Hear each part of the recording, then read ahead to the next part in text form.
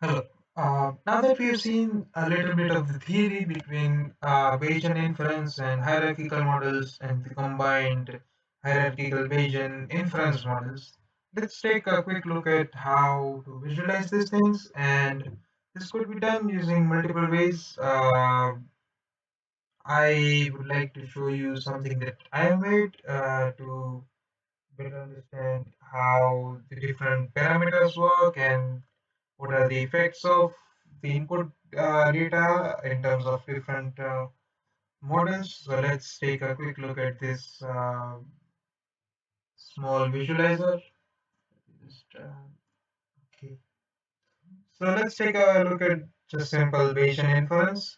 Let's see what the effect of uh, changing the prior looks like.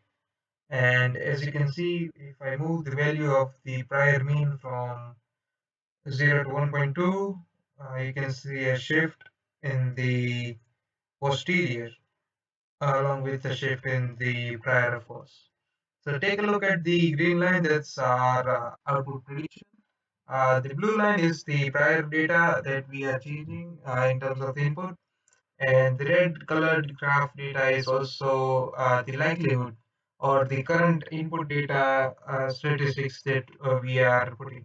So by changing the mean, you can see that we are shifting also the posterior along the x-axis. And when I shift the variance, you can see its effect on the posterior.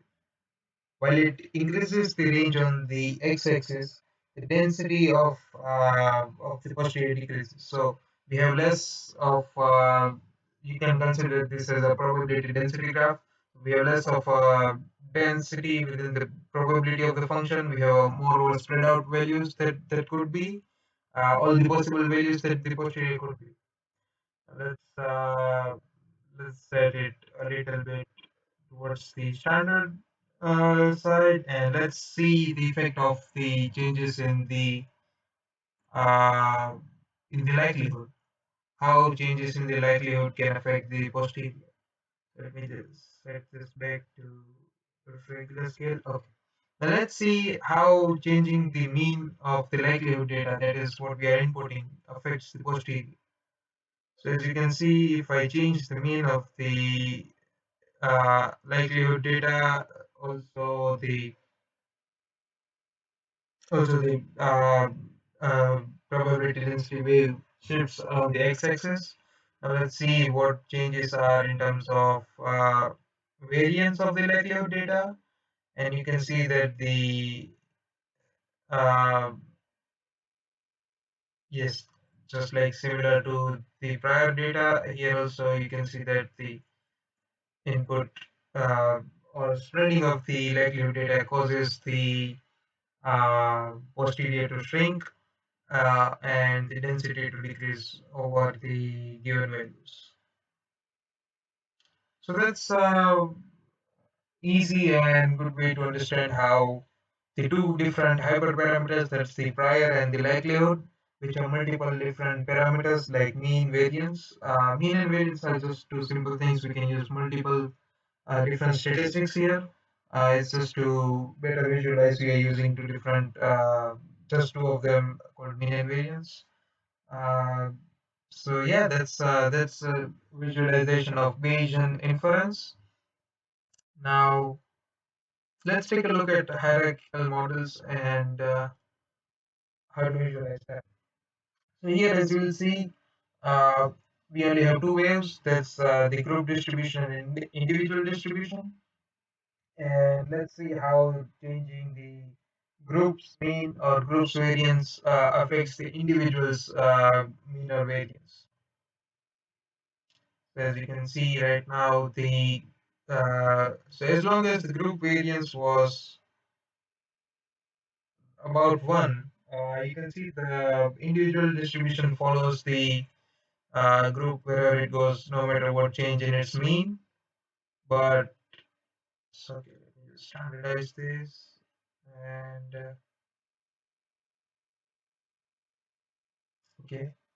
So as you can see now, if I change the group variance, you see a shift uh, in the the group's density. And just as earlier, it shrinks in terms of the probability density with the increase in the variance in the data set. And as you see, when we change the individual's variance, we see a similar effect on the output. Now, individual's variance is kept here as a sort of control because we can't really change the variance of individual data points. They're fixed. What we can do is we can play around with groups variance and groups. This is also a good way to visualize the relationship between group and individual variance and means in terms of probability density function in hierarchical models. And there's also Bayesian hierarchical models that are used to predict. So this one is a linear regression graph that's using no pooling. This one is a Bayesian pooling with the gradient, and this one is a complete pooling graph. So as you might notice, as I change the mu value or the sigma value, you will see the graph tries to fit the data more and more.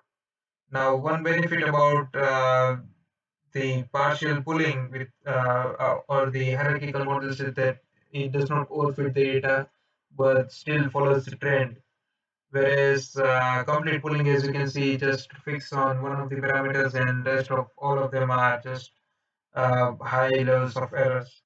Whereas in terms of no pooling, you would get a very good, I would say, trend line because you are essentially tracking all the parameters, but only in the linear case. Now, once you try to use this linear regression in nonlinear graphs or in data sets where these data points are not so distributed like the given case, then it won't be as accurate as this one.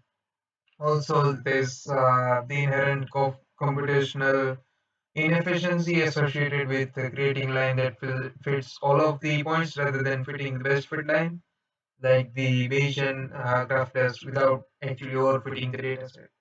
This visualization tool is a very simple one, so you see a lot of peaks in these values, but what an actual Bayesian hierarchical Bayesian model does is it gives you a sort of a curved line or a polynomial function.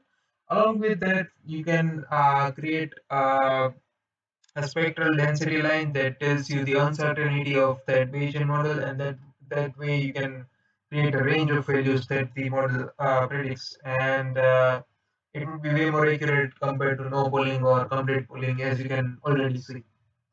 So that's all for now.